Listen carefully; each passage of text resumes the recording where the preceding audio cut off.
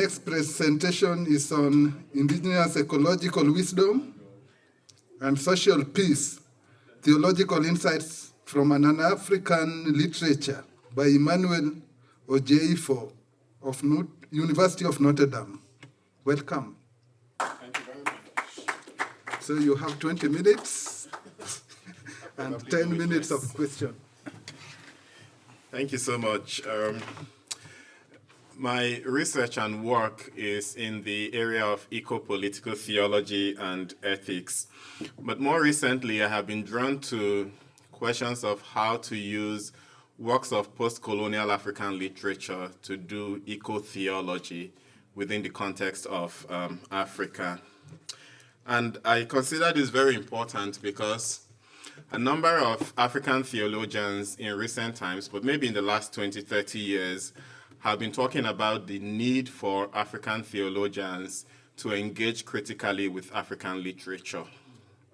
There is a substantial engagement of African creative writers with Christianity and religion in Africa, but the reverse is not the case. You don't have so many African theologians engaging with works of African literature, but you have African literary thinkers, writers engaging with themes from Christianity and religion in Africa in general. So my paper really tries to make a contribution in this area of a critical dialogue between African theology and African literature. Of course, a number of African theologians have been engaging with some aspects of African literature, but there has not been a substantial engagement in the way that African theologians have been calling for this sort of engagement. I bring up this book by David Ngong because he is one of the recent African theologians who has made that case, and not only made the case, but also has written a work that is ordered in that direction. So here what he's actually doing is engaging with some poems written by the Senegalese Pan-African nationalist thinker, statesman, philosopher, and the first president of independent Senegal. And these were poems that he wrote between 1940 and 1945. And he was speaking about the sufferings of Africans as a motive for a Eucharistic discourse. So David here is using works of African poetry to do theological reflection within an African context. So I think that we need to do more of that as far as using literature to do theology in the African context is concerned. Now, I am choosing to do this dialogue with Things Fall Apart. And here are my reasons why I am doing that. But what is most important for me really is the fact that more recent eco-critical thinkers have begun to look at that novel. So there are diverse themes. So anyone who has read this work of Chinua Achebe, Things Fall Apart, which is a really foundational novel in terms of the post-colonial African literary canon, it's a really seminal text. Anyone who has read it will discover that scholars have engaged this novel from diverse perspectives. They have talked about family, kingship, tribe, violence, talked about a whole range of issues. But there has not been a substantial engagement with the novel from an environmental perspective. Only recently have scholars begun to look at this novel with the eyes of environmentalism. And so these are some of the works that have been written in that area of a critical engagement of this novel from an environmental perspective. I find Catherine Wu, Shengi Coral Wu, whom I cited here in the 5th bullet point, talking about that novel as an environmental novel because of the way that it brings up ecological motifs, engaging with flora and fauna. You read the novel and you get the sense that this is a novel that is really about the environment, how Africans relate with the environment. So this is not to say that African theologians have not been engaging with Things Fall Apart. These are some works that have engaged with this novel. So African theologians have engaged the novel, but not engaged the novel from an environmental perspective. So Orobator has engaged the novel In fact, that's the foundational text for his discussion of theology brewed in an African pot. And what he's doing with his engagement of Things Fall Apart in his own book is actually a dialogue between African traditional religions' conception of God and the Christian religious conception of God. So he's doing that kind of dialogue between how is God conceived in African traditional religion and in Christianity. So that's the approach he takes when he engages Things Fall Apart. Emmanuel Ojeifo in The Sacrifice of Africa engages the novel from the perspective of violence, the meeting of two forces, colonialism and African culture, and how that generates two forms of violence. There's colonial violence, but there's also forms of African violence that have a meeting point at the point of colonial encounter. That's how he approaches Things Fall Apart. Paulino Sodozo engages Things Fall Apart from the perspective of communal moral decision-making. How do Africans arrive at moral decisions? What's the role of the deities? What's the role of the ancestors? What's the role of the people in terms of making decisions about common life of the people? So, but I have decided to look at it from an environmental perspective. So this is one of my first work that I recently published, just trying to look at Things Fall Apart, but also from an ecological perspective. What I do in my presentation actually is taking one of the themes that I discussed in this paper and elaborating it, because I consider that aspect to be really very important. Now, in terms of recent scholarship in the area of just using creative works, African literature to do theology, this is a very recent work where some African ecofeminist theologians and thinkers are using works of literature written by Africans, African women in particular, to do African theology. So they're engaging creative writing from African women as a means for doing theology. So I'm just saying that this is an area that is developing in terms of using literature to do theology within the African context. Why do I find Things Fall Apart very important for what I want to do? It's because of partly what Roberto says in this quotation that I take from his book, that there is no other African novel that matches the power, the fascination, and the brilliance of this literary masterpiece. What masterpiece is he talking about? Things Fall Apart. And I think that anyone who reads Things Fall Apart cannot go without a sense of the profound wisdom, the richness of that novel for a number of issues that it raises in terms of the African society, but also the colonial influence. So there are two basic questions that I try to address in my presentation: indigenous ecological wisdom and social peace. The first is, how does the indigenous African ecological wisdom articulated through the novel's plot conduce to the advancement of social peace in the pre-colonial village of Umuofia? So Umuofia is the setting, is the village where this whole affair in Things Fall Apart takes place. So I will be highlighting what I consider to be an indigenous ecological custom in that village, but also looking at how that custom conduces to the advancement of the idea of social peace.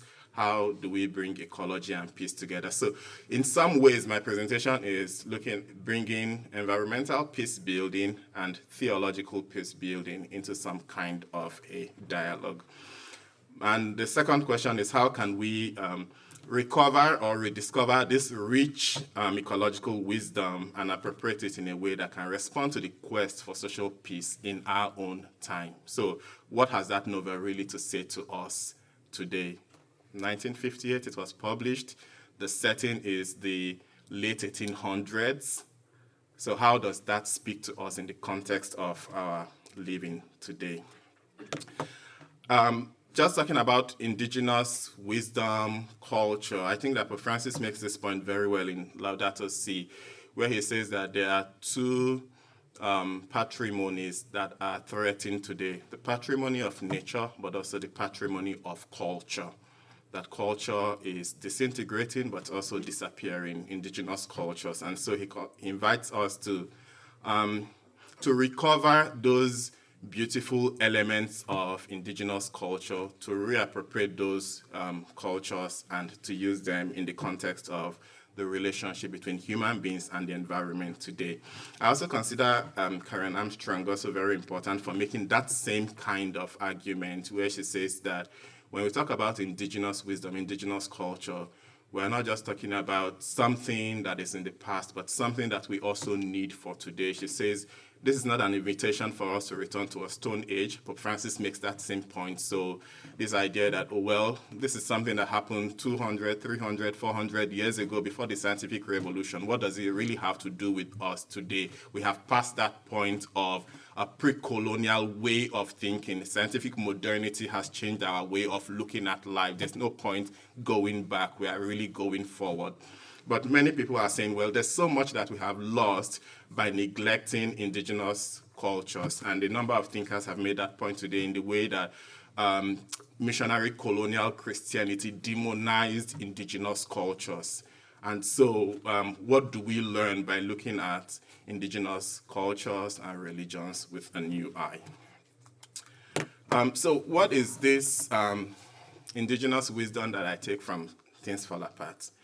There's something called the Week of Peace in that village, and this is a week before the planting season, just right after the harvesting season, before the planting season. The entire community observes a week of peace where the land is left fallow. Now, one year, Okonkwo, who is the protagonist in this novel, very forceful, powerful man with several wives and children and with a really big farm, he decides to violate this custom of the Week of Peace. So this is the reason, and I don't like to read my slides, but I will read this one. Okonkwo was provoked to justifiable anger by his youngest wife, who went to plait her hair at her friend's house and did not return early enough to cook the afternoon meal. Okonkwo did not know at first that she was not at home. After waiting in vain for her dish, he went to her hut to see what she was doing. There was nobody in the hut, and the fireplace was cold. "Where's Ojugo?" he asked his second wife, who came out of her hut to draw water from a gigantic pot in the shade of a small tree in the middle of the compound. "She has gone to plait her hair." Okonkwo bit his lips as anger welled up within him. He walked back to his obi, that's his own hut, to await Ojugo's return, and when she returned, he beat her very heavily. In his anger, he had forgotten that it was the Week of Peace. It was unheard of to beat somebody during the sacred week. Now, there's so much that you can take from here. Well, you can take the question of intimate partner violence, but that's not the point that I'm looking at. Because during the Week of Peace, a man was not even supposed to beat his wife. Maybe after the Week of Peace, you can beat your wife, but at least in the context of that sacred week, you are not supposed to beat your wife. Now, intimate partner violence it's a very important issue because in 2023, the United Nations says that globally, 51,100 women and girls were victims of intimate partner violence, either from their husbands or from other family members. And Africa had the highest of this global total, 21,700 women and girls in Africa in 2023 suffered intimate partner violence. So this is one theme you can take from this whole conversation, this dialogue about the Week of Peace. But I'm taking something more than that from it. Because after this act of Okonkwo, which is a violation of the custom of the sacred week, he is confronted by Ezeani. Ezeani is the priest of the goddess of the land. So the priest confronts him. "Listen to me," he said when Okonkwo had spoken. So the sacred priest visits him in his obi after this act of violence of Okonkwo towards his wife. "Listen to me," he said when Okonkwo had spoken. "You are not a stranger in Umuofia.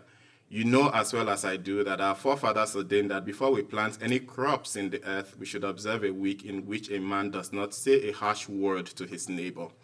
We live in peace with our fellows to honor our great goddess of the earth, without whose blessings our crops will not grow.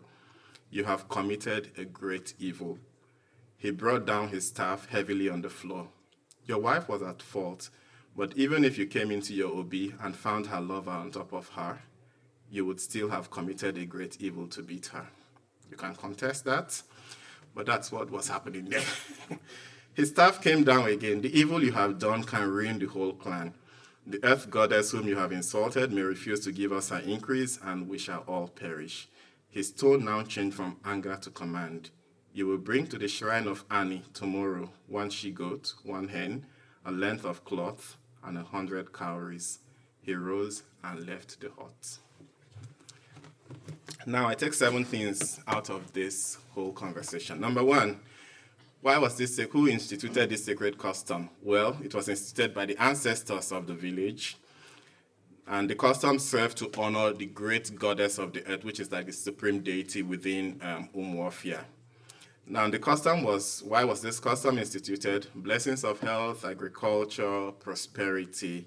But there's also a strong connection between the moral acts of individuals and communal prosperity. What you have done can ruin the whole clan. So the action of Okonkwo has an impact, has implications for communal well-being. Now, there's also a system of accountability, which means that you couldn't violate the sacred week of peace and go unpunished. The sacred priest will visit you, and so the sacred priest did visit Okonkwo after this act of violence towards his wife. Now, acts of reparation were prescribed in order to restore the moral social order. You have to bring these items as for reparation to the shrine tomorrow. And what's the social motivation of this sacred week of peace? It was basically, Achebe says, communal fraternity. And I take this quotation because it expresses that idea of communal fraternity within this sacred week of peace. No work was done during the week of peace. People called on their neighbors and drank palm wine. It was the first time for many years that a man had broken the sacred peace. Even the oldest men could only remember 1 or 2 occasions somewhere in the dim past. So it meant that this custom really worked in the community, at least that it helped to restore, to impose some kind of moral social order within that community. And so it was something that was frowned at when Okonkwo eventually broke that sacred custom.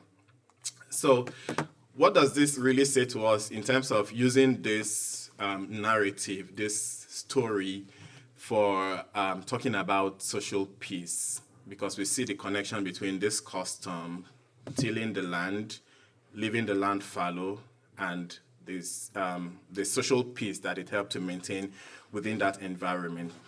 I'm actually preparing this paper for a special issue in a journal, and right now, this is where I really stopped in the paper. The real theological part is the part that I have not developed, and the reason that I'm presenting it is to open myself to whatever feedback and insights that I might get from any one of you here. So, so far, what has come into my mind is just looking at the Jubilee land tradition in the book of Leviticus, that you till the land for 6 years, and in the 7th year, you leave the land fallow. Why do you leave the land fallow? It's for the healing of the land, for the regeneration of the land. Umuofia doesn't have 1 full year of leaving the land fallow. It's 1 week, but then it still has that sense of allowing the land to regenerate, but also helping people to regenerate their own social relationships. So one way of looking at that text from a biblical perspective is to say, well, this is some kind of a Sabbath of the land that also contributes in some way to instituting peace within the community. The second way that I look at it is also from a biblical perspective, the holiness tradition in Leviticus 19, which offers 18 prescriptions in terms of defining holiness as a function of what is ethical and what is agricultural. So Leviticus 19 will talk about love your neighbor, so that's interpersonal, that's ethical. But it also speaks about how you should relate with the land. So holiness in this biblical tradition is not just about interpersonal relationship, it's also about how you relate with the land. And the way you relate with the land has an impact on the way that you relate with one another. I am reading the work of Ellen Davis, and he does a really beautiful work. He's one of the scholars who's really worked on looking at the Bible with agrarian eyes, with the eyes of agriculture. So I think that what I'm just doing is to say, well, we can get a sense of how holiness looks like on the ground from the Bible when we see the kinds of prescriptions it makes about farming, about animal husbandry, and in the biblical worldview, that's essentially what it is to be holy, That's not just about your relationship with God and with one another, but also about your relationship with the land. That's the end of my presentation. Thank you.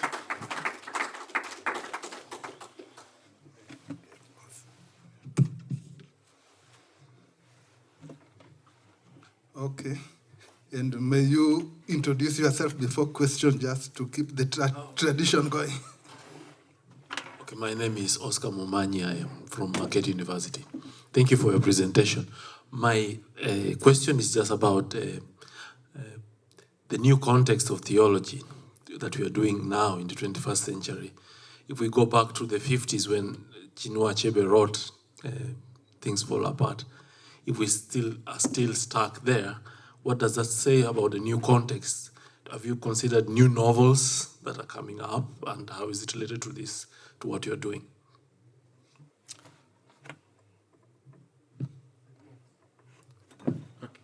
All right, thank you. I don't want to think that going back to the 1950s is being fixated with the past, right? Because we have to ask much of the challenges that we're dealing with in Africa today. A number of thinkers just locate the source of those problems within the colonial encounter. What Africa was before colonialism is quite different from what Africa became after colonialism. This is not an idealization or a romanticization of African societies as a place where everything was good. But again, with Things Fall Apart, we see that Achebe does that kind of dialogue. He doesn't tell us that everything that happened in Umuofia before the British missionaries and colonialists came was good. He tells us that a number of things were not going well, like the killing of twins, the banishing of people to the sacred forest. So he shows that there are moral evils within Umuofia, and that in some ways Christianity came to correct those kinds of moral evils. But he also shows us the ways in which Christianity also imposed new forms of violence on that community. So Achebe is quite conscious, which is why the novel continues to generate renewed interest. I don't know any other novel that has been read in the way that Achebe's novel has been read. It sold 13 million copies, translated into 60 languages, and it continues to generate new interest. In fact, the environmental interest in the novels, it's something that has happened within the last 10 to 15 years. So it shows that scholars are looking at that novel with new eyes. So I don't want to think that this is being stuck in the past. It is the past that speaks about the present and about the future. So I think that it is still relevant. But I also take your second question very seriously, that are there new novels that we can look at? Of course, there are new novels that we can look at. This book that I showed is, so these are 18 African women scholars who are doing engagement, eco-feminist engagement with works of African literature, and most of the literature that they are looking at are not a 1958 Things Fall Apart. Some of the novels are more recent that have been published in the last 10 to 15 years. So, yeah.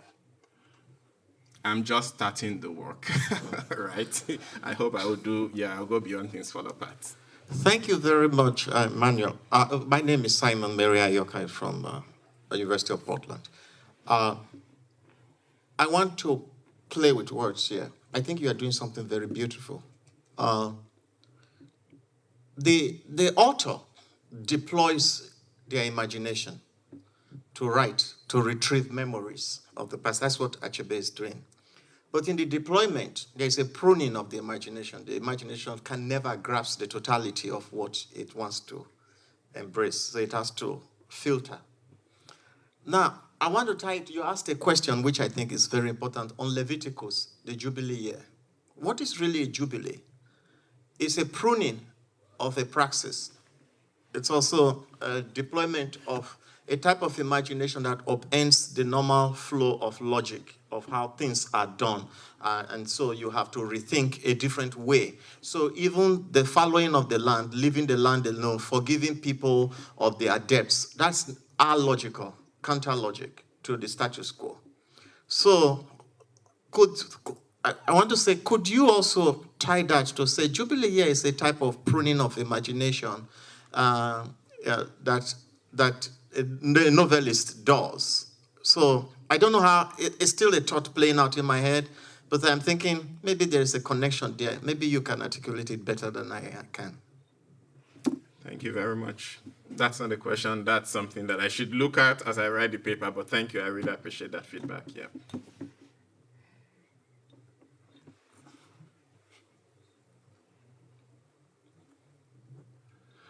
Good morning. My name's Colin Destash. I'm from Marquette University. I only caught the second half of your presentation. I apologize for my tardiness, but I just thought I'd just a recommendation of a place you can maybe look as you begin to do more of like the theological side of this research, and especially like looking at the Bible.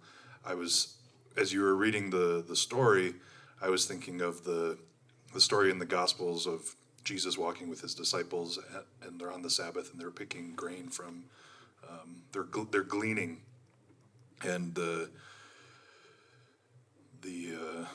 officials get upset and are wondering why they're doing this, and Jesus is like, what do you mean? Like, what's the problem with what they're doing? And I wonder if that story might give a number of different angles from which you could think about Jubilee, Sabbath, the relationship to the land. Thinking of, our colleague here, how the Jubilee, if you will, that Christ brings in the Christian tradition, how that creates like an opportunity for a new way of thinking. So, best of luck to you as you continue to work on it. Thank you so much. This is very much appreciated.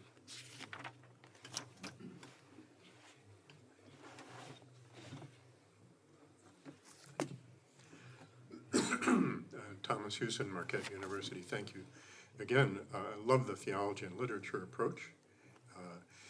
I'm going to ask you if what I say is true.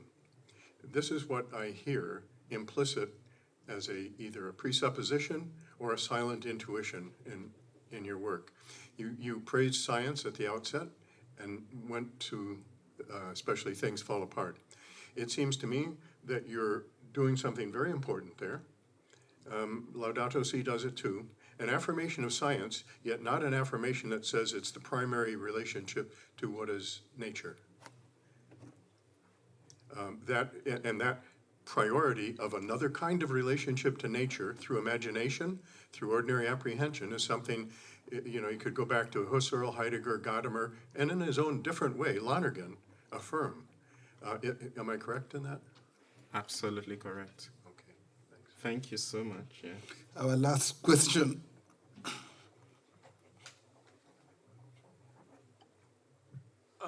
Somehow following up Oscar's question, why do we go back to that time?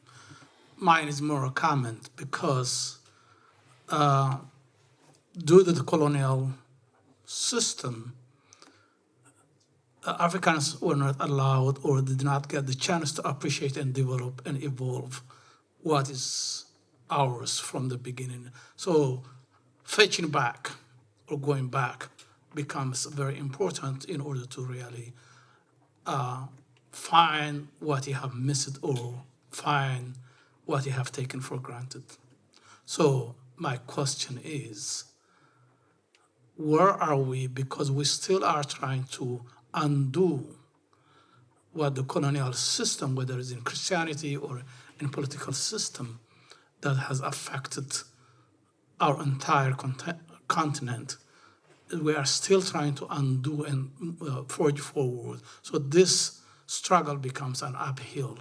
Where do you see us in this progress as theologians? If I did get the question well, thank you. Thank you for giving an insight as to why we need to go back. I was just writing down an anecdote of Achebe, who said that he who does not know where the rain started to beat him will not know where his body began to dry up, right?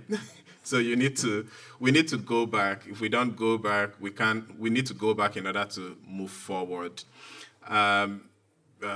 Your question is very important. I'm not sure that I have the answer, but I think that just going back to what Simon said about a sort of epistemological violence, a violence of the imagination that colonialism imposed on our society, which does not allow us to dig deeper It allows us to just remain at the surface, to skirt on the surface, and we need to go beyond that hard surface in order to really appropriate the critical treasures that are still in our African environment. So it's a question of really coming to a deeper appreciation of the values, the deep values in our African traditional societies, which we need to recover in our journey of moving forward.